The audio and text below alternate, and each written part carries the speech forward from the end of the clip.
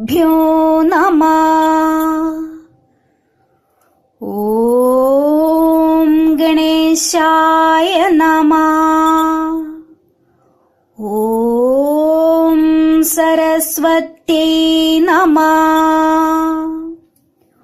ഓം നമോ ഭഗവതേ വാസുദേവായ. ശ്രീമദ് ഭഗവത്ഗീത അധ്യായം 1 അർജുന വിഷാദയോഗം. ശ്ലോകം 6 മുതൽ 10 വരെ. യുധാമന്യുശ്ച വിക്രാന്ത ഉത്തമൗജാശ്ച വീര്യവാൻ സൗഭദ്രോ ദ്രൗപദേയാശ്ച സർവ ഏവ മഹാരഥാ അസ്മാകം തു വിശിഷ്ടായേ താൻ നിബോധ ദ്വിജോത്തമാ നായകാ മമ സൈന്യസ്യ സഞ്ചാർത്തം താൻ ബ്രവീമി തേ. ഭവാൻ ഭീഷ്മശ്ച കർണശ്ച കൃപശ്ച സമദീഞ്ജയാ അശ്വത്ഥാമാ വികർണശ്ച സൗമദത്തർജയദ്രഥാ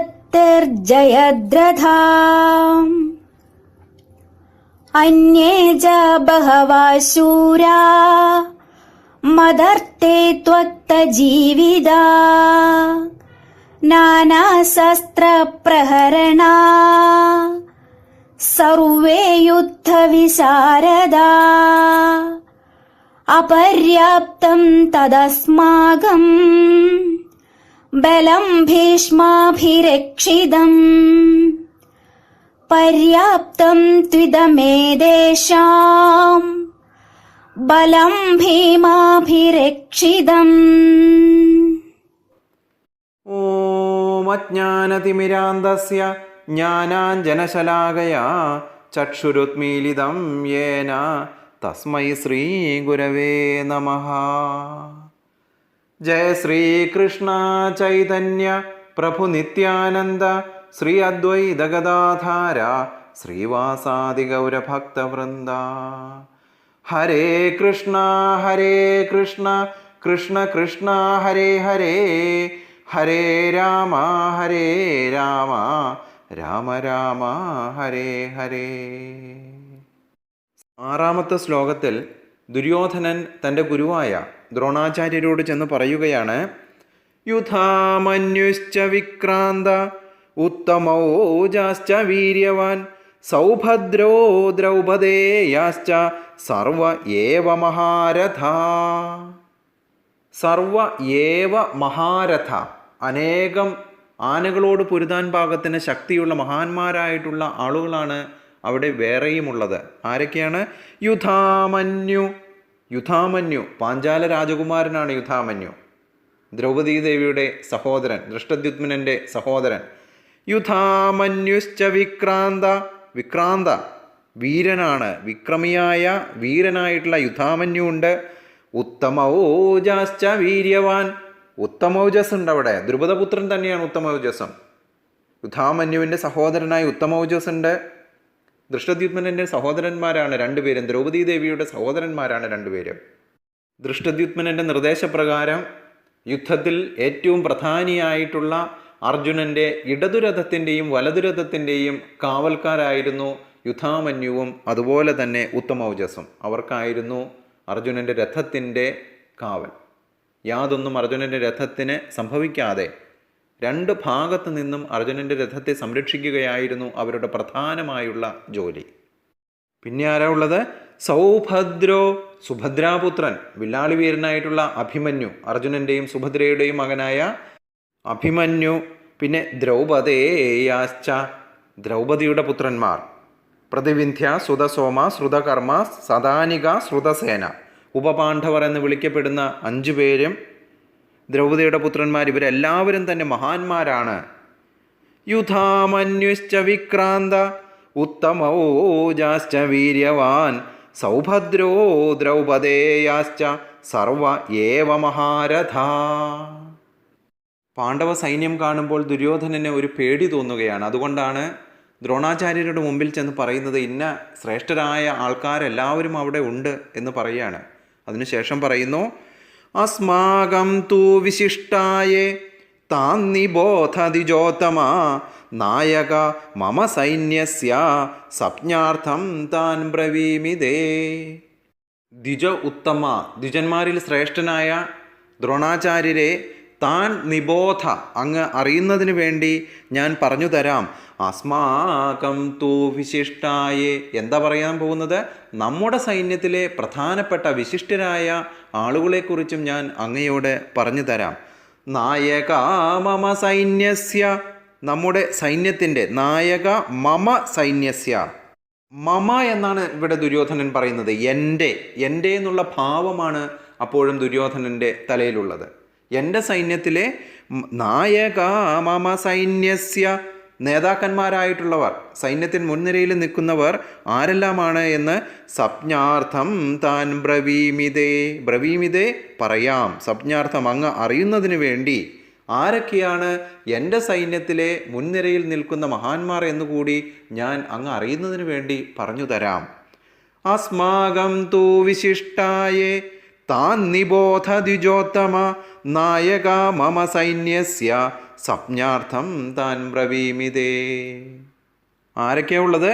ഭവാൻ ഭീഷ്മശ്ച കർണശ്ച കൃപശ്ച സമതീം ജയ അശ്വത്ഥാത്മാ വികർണശ്ച സൗമദത്തിസ്തഥൈവ ച. ഭവാൻ, അങ്ങ്, വില്ലാളി വീരനായ ദ്രോണാചാര്യർ, എല്ലാവരുടെയും ഗുരുവായിട്ടുള്ള ദ്രോണാചാര്യനുണ്ട്. ഭീഷ്മശ്ച, ഭീഷ്മദേവനുണ്ട്, മുത്തച്ഛനായിട്ടുള്ള ഭീഷ്മദേവനുണ്ട്. കർണശ്ച, കർണനുണ്ട്. കൃപശ്ച, കൃപാചാര്യരുണ്ട്. സമിതീം ജയ, ഇവരൊക്കെ ആരാണ്? എന്നും പോരിൽ ജയിക്കുന്നവരാണ്. ജയ, എപ്പോഴും പോരിൽ ജയിക്കുന്നവരായിട്ടുള്ള അങ്ങ്, ഭീഷ്മാചാര്യർ, കർണൻ, കൃപർ എന്നിവരൊക്കെ നമ്മുടെ കൂട്ടത്തിലുണ്ട്. കൂടാതെ ആരുള്ളത്? അശ്വത്ഥാമയുണ്ട്, അങ്ങയുടെ പുത്രനായിട്ടുള്ള അശ്വത്ഥാമ. വികർണശ്ച, എൻ്റെ സഹോദരനായിട്ടുള്ള വികർണനുണ്ട്. പിന്നെ ആരാ? സൗമദത്തി, സോമദത്തൻ്റെ പുത്രനായിട്ടുള്ള സൗമദത്തിയുണ്ട്. ഇവരെല്ലാവരും തന്നെ ശ്രേഷ്ഠന്മാരാണ്. ഒരിക്കലും യാതൊരു തരത്തിലുള്ള യുദ്ധത്തിലും പരാജയപ്പെടാത്ത ഏറ്റവും ശ്രേഷ്ഠരായ വില്ലാളി വീരന്മാരായ എല്ലാവരും തന്നെ നമ്മുടെ സൈന്യത്തിലും ഉണ്ട് എന്ന് പറയുകയാണ് ദുര്യോധനൻ ദ്രോണാചാര്യരോട്. അതിനുശേഷം പറയുന്നു, അന്യേച ബഹവാ ശൂര മദർത്ഥേ ത്യക്തജീവിത നാനാ ശസ്ത്രപ്രഹരണ സർവേ യുദ്ധവിശാരദ. അന്യേച ബഹവാ ശൂര, ഇതുപോലുള്ള അനേകം ശൂരന്മാർ ഇനിയുമുണ്ട്. മദർത്ഥേ ത്യക്തജീവിത, എനിക്ക് വേണ്ടി ജീവിതം ത്യജിക്കുവാനായി വന്നിരിക്കുന്നവർ നിരവധി പേരുണ്ട്. അവർ എങ്ങനെയുള്ളവരാണ്? നാനാശസ്ത്രപ്രഹരണ, വിവിധ തരത്തിലുള്ള ആയുധങ്ങളുമായിട്ടാണ് അവർ വന്നിരിക്കുന്നത്. വെറുതെ കൈയും വീശി അല്ല വന്നിരിക്കുന്നത്. ശ്രേഷ്ഠരായിട്ടുള്ള നിരവധി ആളുകൾ, നേരത്തെ പറഞ്ഞത് ഉൾപ്പെടെ നിരവധി ആളുകളാണ് എൻ്റെ സൈന്യത്തിലുമുള്ളത്. അവർ എല്ലാവരും തന്നെ സർവേ യുദ്ധവിശാരദ, പല തരത്തിലുള്ള യുദ്ധത്തിൽ നിപുണന്മാരായിട്ടുള്ള ഇഷ്ടംപോലെ ആയുധങ്ങളുമായിട്ടാണ് വന്നിരിക്കുന്നത്. അതിനുശേഷം ദുര്യോധനൻ ദ്രോണാചാര്യരോട് പറയുന്നു, അപര്യാപ്തം തദസ്മാകം ബലം ഭീഷ്മാഭിരക്ഷിതം പര്യാപ്തം തിതമേതേഷാം ബലം ഭീമാഭിരക്ഷിതം. അപര്യാപ്തം തത് അസ്മാകം, അങ്ങനെയിരിക്കുന്ന നമ്മുടെ സൈന്യം അളവറ്റതാണ്. മാത്രമല്ല, ആരാണ് രക്ഷിക്കുന്നത്?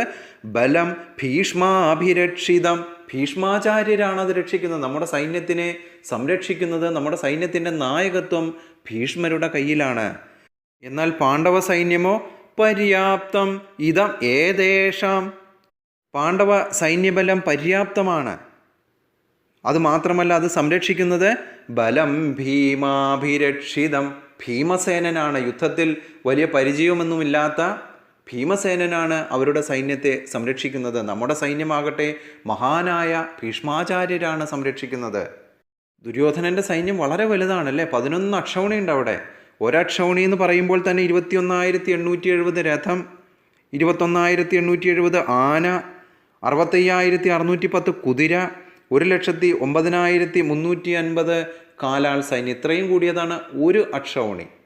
അപ്പോൾ 11 അക്ഷൗണിയുണ്ട് അവിടെ ദുര്യോധനൻ്റെ ഭാഗത്ത്. പാണ്ഡവരുടെ ഭാഗത്താണെങ്കിൽ വെറും 7 അക്ഷൗണി മാത്രമേ ഉള്ളൂ. എന്നിരുന്നാൽ തന്നെയും ദുര്യോധനന് പേടിയാണ്. കാരണം വളരെ ശ്രേഷ്ഠരായിട്ടുള്ളവരാണ് അവിടെ ഉള്ളത്. ദ്രൗപദീപുത്രന്മാർ, സുഭദ്രാപുത്രൻ, അർജുനൻ, ഭീമസേനൻ, യുയുധാനൻ, വിരാടൻ, ഇതുപോലുള്ള അനേകം മഹാന്മാർ അവിടെ ഉണ്ട് എന്ന് ദ്രോണാചാര്യരോട് പറയുന്നു. കൂടാതെ പാണ്ഡവ സൈന്യം സജ്ജീകരിച്ചിരിക്കുന്നതാകട്ടെ ദ്രോണാചാര്യരുടെ ശിഷ്യനായിട്ടുള്ള ദൃഷ്ടദ്യുമ്നനുമാണ്. ദൃഷ്ടദ്യുമ്നനാണ് എങ്കിൽ ദ്രോണാചാര്യരെ വധിക്കുന്നതിന് വേണ്ടിയാണ് ജന്മം എടുത്തിട്ടുള്ളത് പോലും. ഇതെല്ലാമാണ് ദുര്യോധനൻ്റെ ഉള്ളിൽ ഭയമുണ്ടാക്കുന്നത്. ഇന്നത്തെ ശ്രീമദ്